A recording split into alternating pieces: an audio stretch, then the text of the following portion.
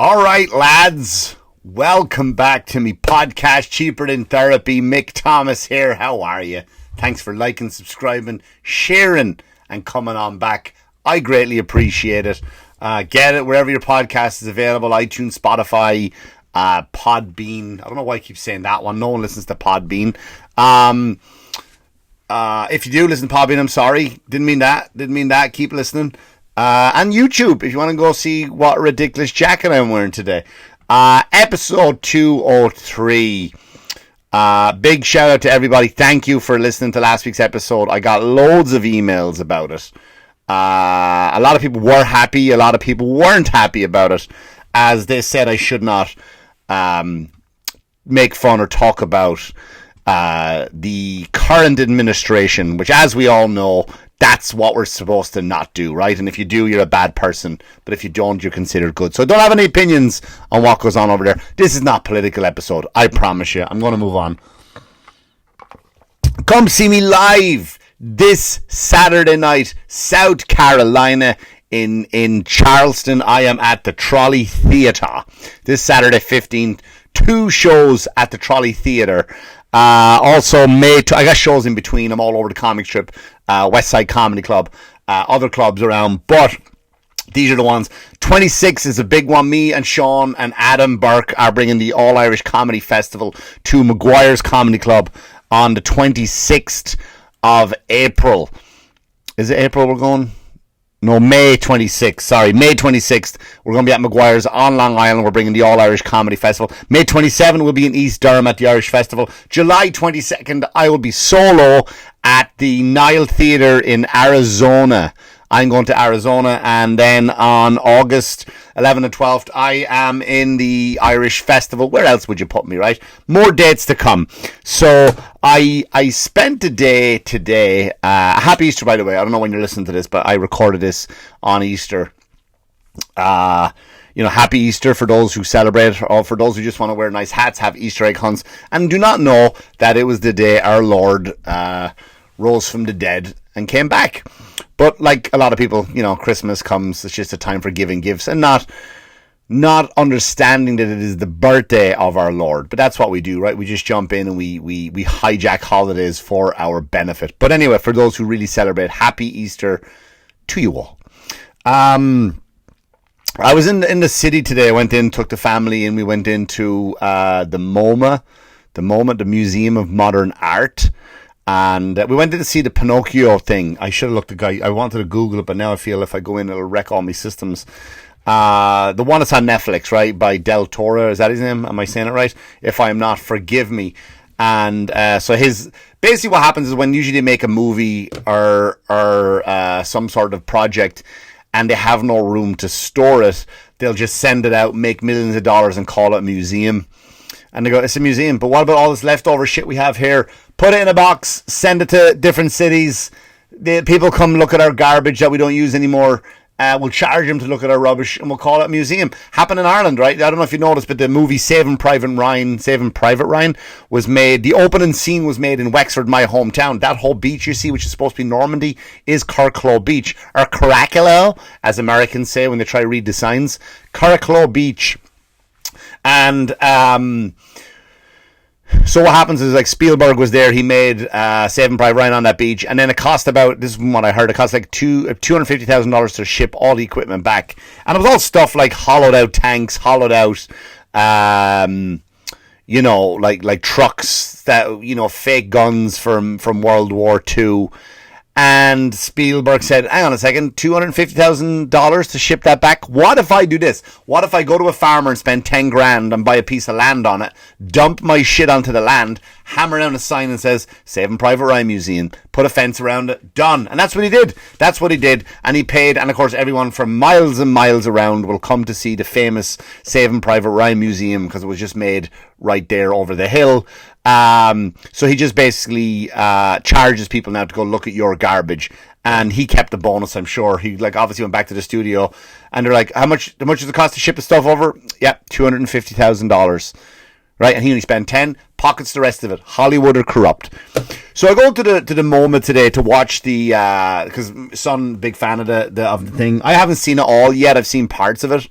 It's like A Christmas Story. Like, I've seen the movie, but I haven't seen it. I haven't sat down from credits to credits. I walk in 10 minutes on, all right, and I'll catch you another bit later, because it's one of those things that the boy is addicted to it, and he watches it on a loop. So we went to look at the leftover stuff, and very fascinating. Really, the detail of the artwork is phenomenal. I'm a big animation fan, and always have been. I went to school for animation, and they wanted to close that down in Ballyfermot in Dublin in Ireland.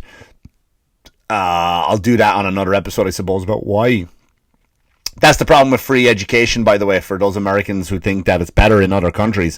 What they do is they'll say, yeah, we'll pay for your education, but you can only do a job, you can only go to school for something that will have a job at the end of it. So if we have 1,000 people want to be engineers and there's only 200 engineer jobs, the government are like, we're not giving you all engineer degrees because we're just going to pay for you to walk around and not have a job. So animation came up, and then the company that makes a lot of the movies in Ireland shut down. So the government like, we're not paying for you to go to school anymore. So animation dream was ended.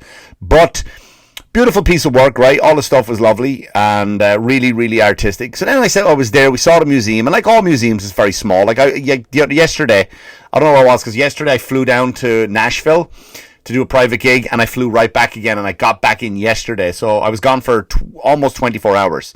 That's what Mick Thomas does. That's what Mick Thomas does.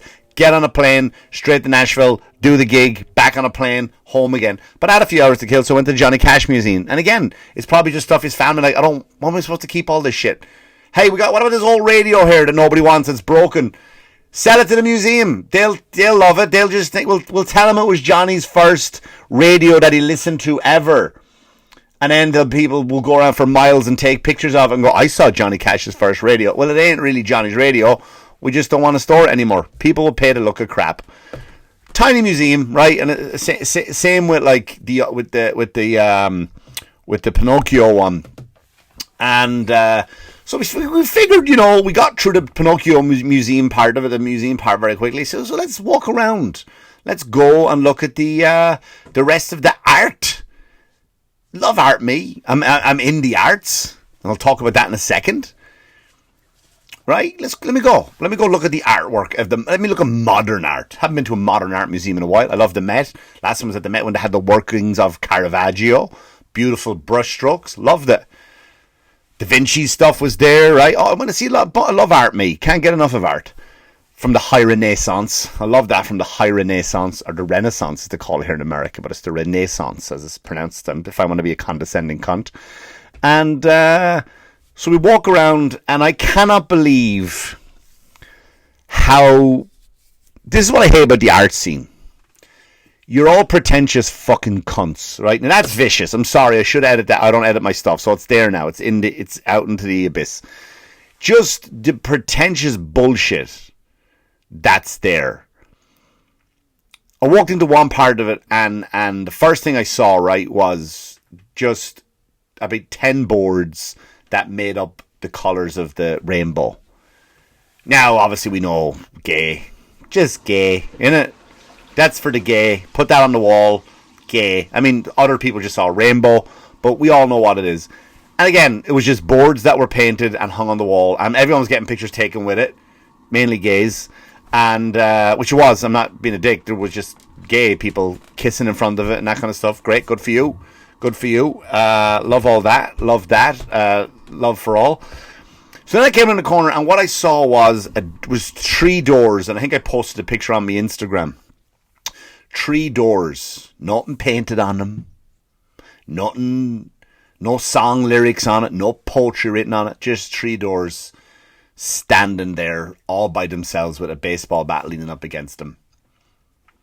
And there was a piece written next to it about what it meant. I didn't read it, because you know what? You're not going to make me read it and go, oh, I see what you went for there. Like most pretentious fucking arty people were. They were standing there. Oh, 3 doors, right? And the artist was the fucking guy working for $5 an hour at the door factory. That was probably faulty doors, and they're going to throw it in the garbage. And some guy walks by, don't throw that out. Don't waste the doors. What's wrong? The hinges are on the wrong side? Yeah, we put the hole for the doorknob there, but also that's the same side as the hinges. That's not how a door works. So we threw those out. Don't throw them out. Give them to me. I'll sell them. It's art. And people are... and that's the real artist. The fucking idiot who fucked up the doors and threw them in the skip. Threw them in the garbage, in the bin. That's the real artist. Getting paid $5 an hour. And then some pretentious piece of shit grabs the doors, brings them to the MOMA, whatever the fuck it's called, and goes, art. And the people loving it. Loving it. Couldn't get enough of it. And then you walk around the corner and there's a green dot, like a projector projecting a green dot on the wall. And that was the art. A green dot, like a light, like a green... You know when you leave your flashlight on? You put the flashlight down, you're looking for something, and it's projecting a circle on the wall over there. That's what it was, and that's art. Gets better. Walk around the corner, a fucking t-shirt hanging up. A plain white t-shirt hanging up. And all these fucking pretentious... I'm using that word too much, I won't use it again. These wankers. Wankers who think they're better and think they're on a different level and their minds are more elevated than yours. You know, that drink wine and they smell the wine and they think they know it's better than other wines when you really don't, you wanker. And they're just looking at the t-shirt and they get it. They get the white t-shirt on a hanger, hanging on a fucking wall. Then there's another part. There's built-in little theatres. I walk into a theatre. I'm not bullshitting you. Go there, call me a fucking liar. What they had was a little tiny theatre and there's 25 people in there watching a screen. Do you know what was on the screen? Do you know what was on the fucking screen? Someone's Ring camera pointing onto a street and the cars were driving by. There goes a car. There's a woman carrying her groceries. Oh, a dog walking by with no leash. You don't see that anymore. And people were getting it. You know, like they're in, you're not in because you don't get it. And I'm vocal. I'm walking around with me son, and I'm saying this out loud, of course, and they're just looking at me like, oh, look at this riffraff. He just doesn't get it. He's not one of us. And I love art. I love real art. Right? Some would say what I do is art as a stand-up comedian. I don't. I think I said this in the last one, we get too much credit. And that's what brings me into what I really wanted to talk about. And this might be a little bit controversial in the comedy world, but I want to say it anyway. Most of you comedians need to go. There. Most of you comedians, we have too many comedians. Now, this is inspired, right? I've always wanted to say it. I've always wanted to talk about it. But I listened to my buddy's podcast, Paul Verzi, called The Verzi Effect, and he had a great comedian on there, Dan Soder, one of my favorite comedians. And Dan was on there, and this topic came up briefly, and Dan was like, yeah, fucking we're full to capacity. The fire marshal needs to come in and clean it. Because comedy used to be about... listen, I go to clubs now, right? And the clubs I work, the clubs I've chosen to work in. Now, this sounds like I could have my pick of comedy clubs. It's not true. Some clubs probably might go, you're not for us, Mick, and that's fine. I don't work the cellar, right? Because they might go, I'm sorry, Mick, you're not what we're vibing right now. I don't need clubs like that, right? I go to my clubs where I work with real comics who've had, since they were tiny children, wanted to be a comic, right? Who's your favorite comedian? Like you could list off your comedians, and it wasn't the new guy. It was fucking, you go back to the black and white. I went fucking Billy Connolly, right? I would go to him. I would go to fucking Eddie Murphy's Delirious. I still think is one of the greatest comedy hours of all times, right? I could go way back to the roots of comedy. I could tell you Richard Pryor is great. Right? George Carlin doesn't make me laugh, right? Because I got into George Carlin too late in life, but you could tell he was fucking great. You told these new comics, who's your favorite comedian? There's this trans comic that I like that's coming out of Norway. You know what I mean? Right? Because now what we have is, we used to have these hungry people, right? Like who study the art form, who bomb. Like me, I've been in it for 16 years and it's only now I'm getting traction, right? So now you've got this generation of comics that are up and they don't know what killing, like murdering is. Like fucking murdering. All they do now is you go online, right? There's comics, right, like that are extremely successful, and I'm not going to mention their names because then it sounds bitter. Like I've no jealousy for anybody in this business. I don't. I get frustrated when I see that. I hope this is what the evolution of the business isn't going to be. Does that make sense? I'm not jealous of anybody. I know a comic out there, and he's one of the biggest joke thieves ever. And he's one of the most successful comics, and he's a joke thief from the second he gets on stage, from the second he gets off. 80% of his act is fucking stolen. Right? Do I wish him bad that he's got a nice big house on Long Island? No, I don't. He's got kids. Good for his kids to get to grow up in a nice house, a nice environment, to get to go to a nice school. So I don't have that kind of hate. I fucking hate how he got to it, but I don't. No jealousy, right? I don't get jealous. So, but I'm like, so these guys get up and I see them. They're good looking guys, right? And they go on stage, and all their videos are like they've never written. There's no material, and if there is material, it's weak. It's weak. Not to the point, listen, because you know why? Because you're new and you blew up so fast and you haven't constructed a real thought. And it's all, they go up there, they got their microphones, right? And they're all good looking guys, young guys. And I'll get to the girls in a second. And they'll go up and they'll say something, they'll go, and this is what goes viral, by the way. They'll go, bro, you were in a, and they'll lick their lips, right? You know, the lip lippers, I've done those, or the lip lickers, I've done episodes on those cunts with the same haircuts. And they'll go up on stage. I don't need to mention names. You know who I'm talking about. If I'm describing the guy in your head, you're going to go, oh, I know that guy. I know you're talking about. And there's 2 or 3 of them out there, and they're like multi-viral, selling out like theaters after theaters, massive venues, right? And again, good luck to them. But they'll go like, bro, you wearing a blue shirt? And they'll put the mic down like they're so shocked, and they'll walk away from the stage like, oh, I can't believe he's wearing a blue shirt. Lick lips. Lick lips. And the fucking audience, and look at the comments. Look at the comments. I see him on Facebook. I see him on Big Thomas Comedy. They follow me on all the platforms. I'll see him on Instagram, and it's all, you're gorgeous. You're so cute. You're so fucking gorgeous. There's never, you're hilariously fucking funny. That never exists. You're not, the new generation are not aspiring to be fucking Bill Burr, Louis C.K., Dave Chappelle. Monster comics, right? I know so many comics, man, that are monsters that haven't made it yet. They're only starting to get traction now. Mike Vacchione just did Joe Rogan. Mike Vacchione's a fucking amazing comic. Keith Anthony, you'll never hear of him. You'll never hear of him. He's a fucking monster comic. Like, I mean, side-splitting fucking monster comic. You'll never hear him. Because you got this generation of spoiled people who want to be just, I want to be heard.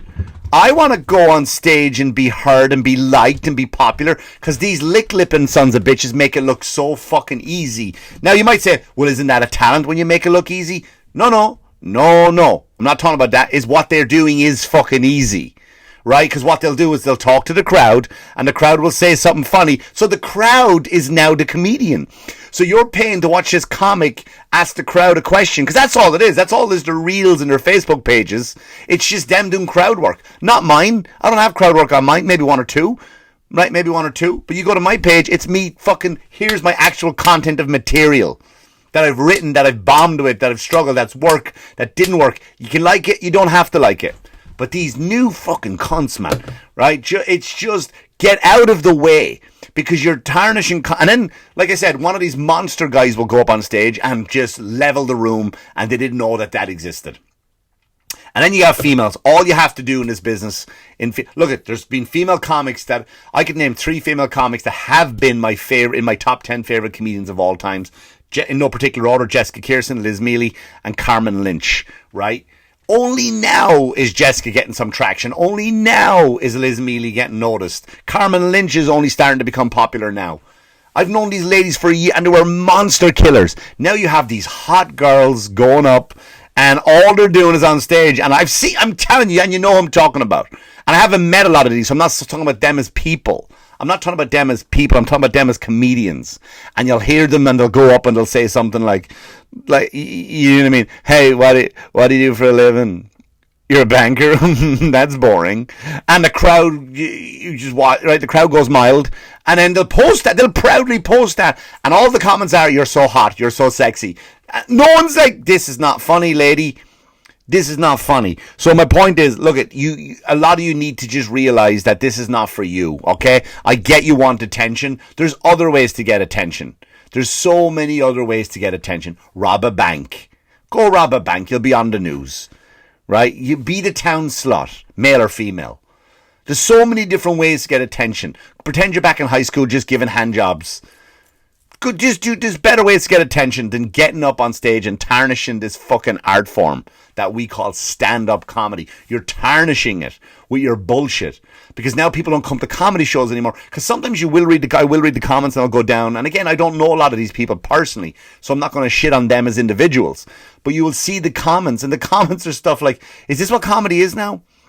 Also, the crowd are the stars. You know, like, "Hey man, how long have you been married?" Oh, he doesn't even know. She said 20 years and he said 22 years. Oh, what is that? Is that comedy? Someone posted a thing up, and I think I have a joke up about that actually, because I wanted to ask that question to get into it, but I made fun of the guy's voice, not the fact of what he said. I think someone put a post, it was very funny, and it said about George Carlin. Hey, remember that George Carlin deep, insightful bit about, "Hey, how long are you guys married?" Very fucking funny, very funny. But, you know, and I just think, you know, it's stopping people from going to comedy clubs. And if they do go to comedy clubs now, they're expecting to interact. They're expecting to talk. We don't want you to talk. The comics who take this fucking seriously, who write jokes, literally sit down and write jokes. I wrote a bunch this weekend that probably 90% of them will bomb, but you know what? That 10% I'll be quite happy with. We go out and we put our hearts on our sleeves. We go out and we take the beating of, fuck, that stings because it bombed, right? Or the disappointment. Man, I thought that was going to be gold. You don't exist anymore. You new guys and girls coming in. It's just like, "Hey, well, you got a hat on? Ah, lick my lips, walk away. Oh my God, bro, I'm going to sell out all these theaters. I'll be at fucking Madison Square Garden." Like, that's what's happening. That's what's happening. And I think you as audience members, expect better. Expect better from your performers. That's all I'm saying. Like, do a deep dive, right? Here's what you do. You can walk into, I can list, like, you can go to the comic strip, right? You go to the comic strip in New York City. Why do I say the comic strip all the time? Because it literally is my favorite comedy club. It's literally my favorite comedy club to work. So you can go into the comedy club on an off night and not know anybody on that roster. Not know anybody. You'll see the board outside and you go, "I don't know when these motherfuckers are," but I can tell you one thing. Why are they always sold out? Every Friday and Saturday night, 2 shows, which equals 4 shows. 2 by 2 is 4. They're always sold out. Why? Because the audience are now trusting that club that you're only going to put on monsters on that show. Legit killers. You know what I mean? Not the fucking hip clubs down to town. Further downtown. I had a comedian friend who went on stage this weekend at a club in Washington, right? And he was the only white straight guy on the show. And the MC went up and apologized to the audience. "Sorry, we have a straight white guy on the show." And I said to my friend, I go, "Hey mate, what? Why didn't you fucking grab that cunt by the neck and slam him against the wall and go, 'Don't use me for your fucking weak agenda and the fact that you can't write a fucking joke, so you're only here for clout of, sorry, he's a straight white guy.'" We've had enough of Netflix saying no more straight white guys. We've had enough of HBO, Showtime, all the platforms saying, "We got enough straight white guys." Yeah, you do, but you know what you're left with? A bunch of non-funny cunts. That's what you're left with, because you did that. Don't believe me? Click on Netflix. There's a pocket full of fucking great specials on that platform. A pocket full. Mick, you're burning bridges. Meh. There's a pocket full of monsters on that show. On Netflix, on the platform. Although, just click on them. Click on them. What do you get? What else is on there, right? What else is on there? Someone that clicks a fucking box. Someone that's got letters in their title. Someone that's a certain size and colour. Certain weight and colour. We want that, right? Expect more from your comedians. Just like you expect more from your musicians. If you saw a bad musician, you wouldn't go see them. You don't need that from comedy. Speaking of amazing comedy, again, come see me this weekend in Charlotte. Not Charlotte, you idiot. In Charleston, South Carolina. I am at the Old Trolley Theatre. 2 shows this Saturday. Tickets on sale now. Thanks for liking, listening, subscribing and sharing. And as always, wash your hands, you dirty fuckers. Good luck to you. Good luck to you.